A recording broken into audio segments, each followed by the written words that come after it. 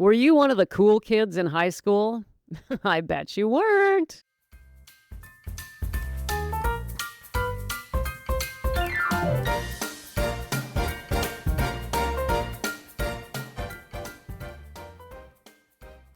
Welcome to Sobriety Snippets for Women Over 40, where we elevate our mindset and trade hangovers for higher consciousness, one powerful snippet at a time. I'm Becca Jacobson, and I want to ask you today if you're any more emotionally mature than you were in high school. Come on, don't be insulted. I'm just asking. Honestly, gal, seriously. Today, we're going to talk about emotional maturity. We're going to talk about what alcohol does to our emotional growth. And we're going to hypothesize that many of us are emotionally less evolved, let's put it that way, than we ought to be at our age. Now, look, the truth of the matter is that alcohol stunts our emotional growth. It just does. We can't grow emotionally when we won't deal with our emotions, when we won't face our emotions, when we won't feel our emotions, when we run to a drink instead of feeling our emotions. We cannot grow emotionally, and it's not just about alcohol. If you're using alcohol to manage emotions, you're also using other things in your life to push emotions away. So it's not just that we drink emotions, stuff them with alcohol, but we use other methods because we don't want to deal with our emotions. I mean, that's the bottom line. Sure, alcohol is real handy for that, but we're going to find other ways too. We're not drinking all the time, most of us, but there are other ways of not handling our emotions. And the end result is here we are, mature women, and we behave sometimes not a lot different than we did in high school. We get that feeling of being left out of the group. What about that feeling? That's a very real emotion that we still feel today. We feel self-pity. So the fact of the matter is, gals, that the nervous system doesn't mature just because the calendar moves on. And emotions come from our nervous system. Emotions and our nervous system are tied together and cannot be separated. So if we haven't learned how to regulate our nervous system, that means we don't know how to manage our emotions. And we actually don't manage emotions. That's actually the wrong word. We're not managing emotions, we're allowing them. Emotions are there to tell us something, and we run from them. We clench, we push against them, we resist them. And the result is a lack of emotional growth.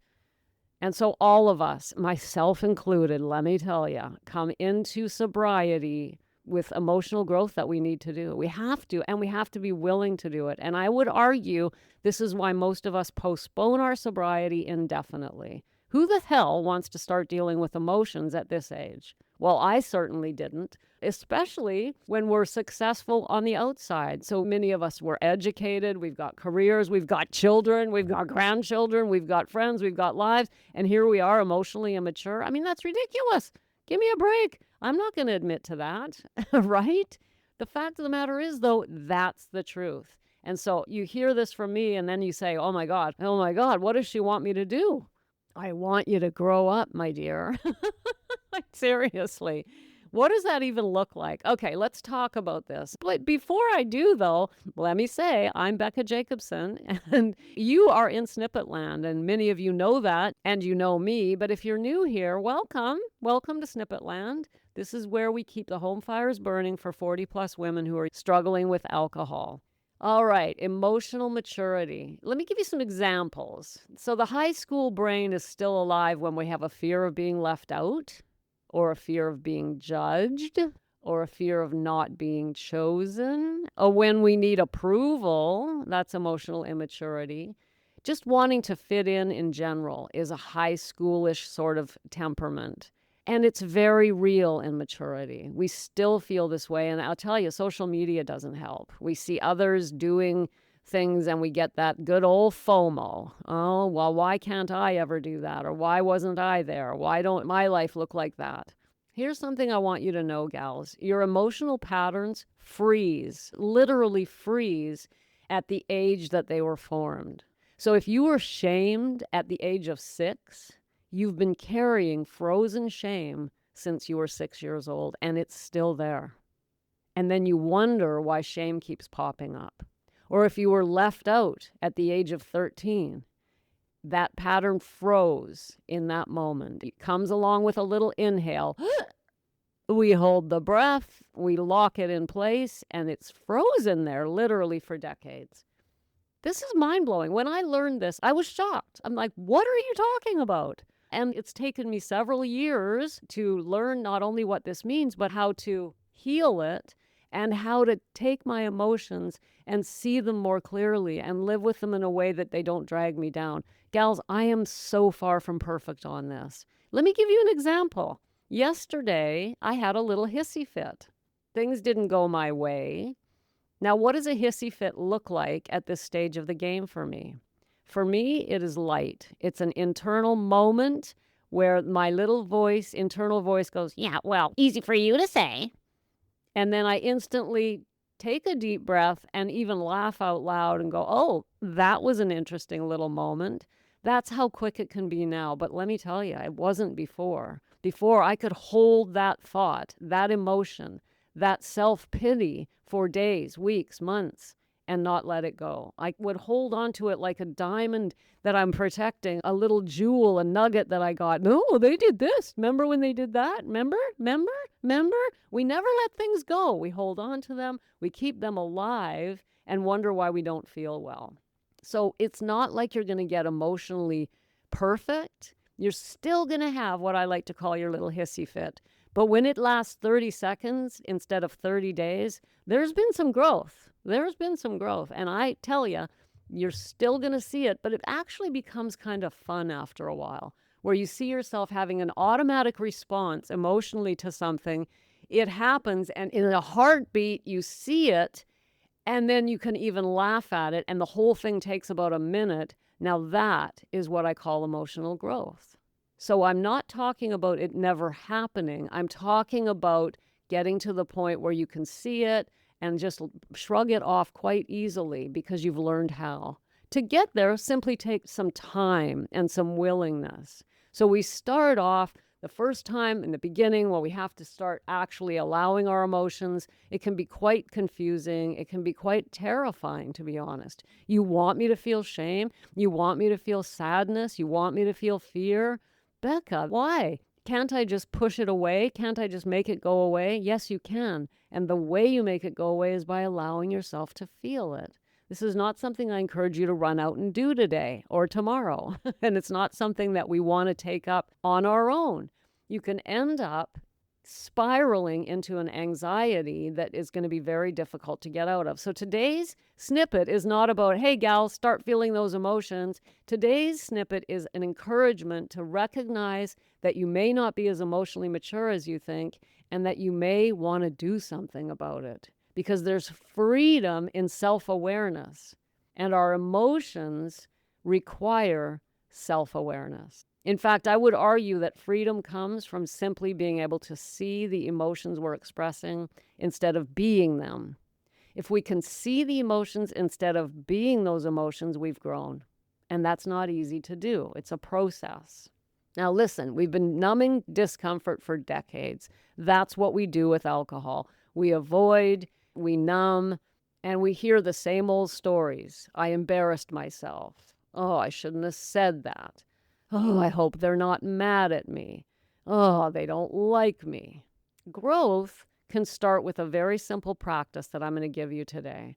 And it comes from that pause. It's the pause we talk about periodically here on the show. It's because it's such an important pause. And one of my favorite quotes around it comes from Viktor Frankl, who said, and this is not a direct quote, it's a paraphrase, but he talked about that moment between stimulus and response and that our freedom lies in that moment. So we see or hear something and then we react to it. Well, that moment, what I call the that moment between when we hear it or see it and we react to it, that moment is where all our freedom lies. And if you can make that moment bigger and use it to choose how you react, in other words, respond instead of react, you're starting to grow emotionally. In other words, we want to start using a pause.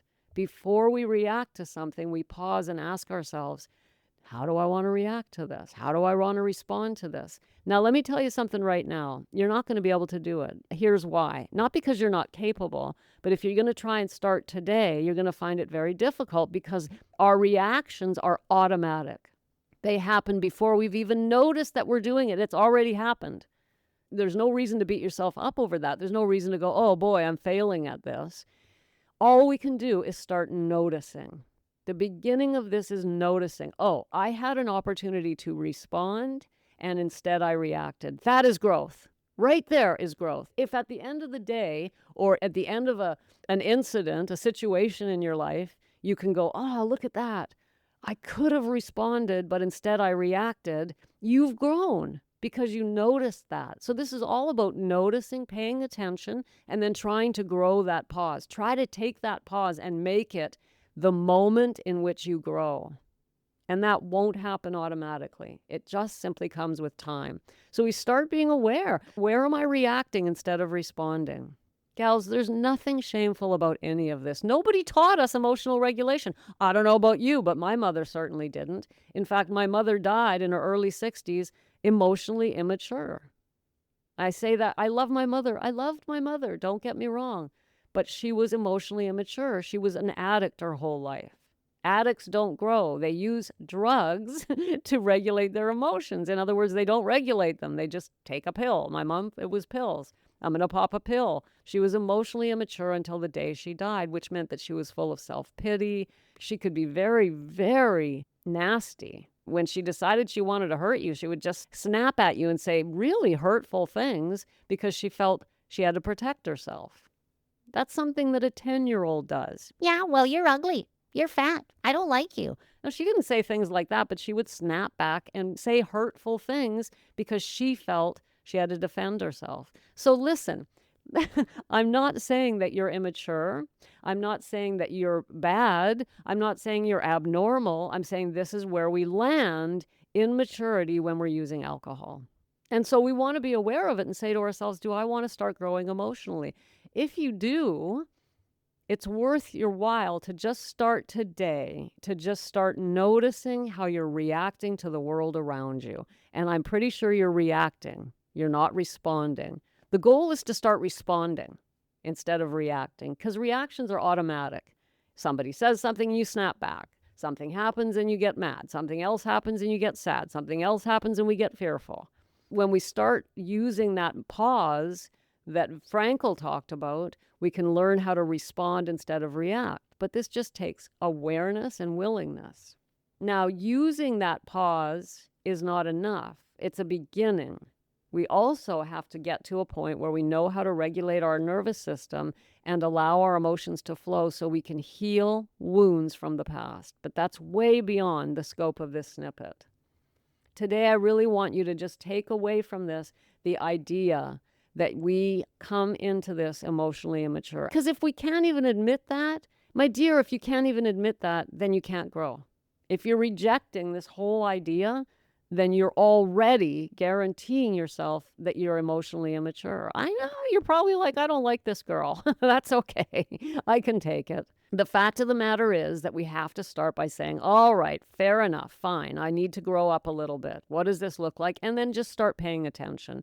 Maybe start keeping a little journal at the end of each day. Just note how you reacted that day. Where could you have done better? Try to go very light on this and be incredibly compassionate towards yourself.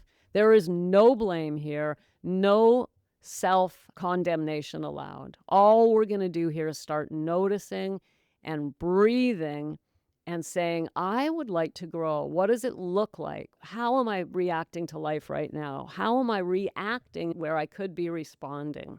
And then you can start slowly over time to grow that pause, grow into responding instead of reacting, which is exactly what I help women do. That's exactly what we're doing in my coaching program. That's exactly what my clients are working on right now. Emotional maturity, growing through that pause, being willing to feel their emotions. And so if this is all new to you today, gals, then I just want you to start noticing your emotional responses to your life and ask yourself, is this how I want to be responding here? Remember, you're doing this with deep, deep compassion. Never is it acceptable to beat ourselves up. Never. We can't be loved if we can't love ourselves. And so we must never beat ourselves up. I talk about this a lot in my Sober Living letters. You'll see it coming up on my Sober Living Strolls, my YouTube channel. And if you're not getting any of that, go to the show notes today and sign up, and we'll start sending them to you, because you don't have to keep reacting from a younger version of yourself. You can start growing and using that pause and becoming a person who responds to life instead of reacting to it. Thanks for popping in. Be sure to come back next time so I can keep your head on straight. Sending you buckets of love.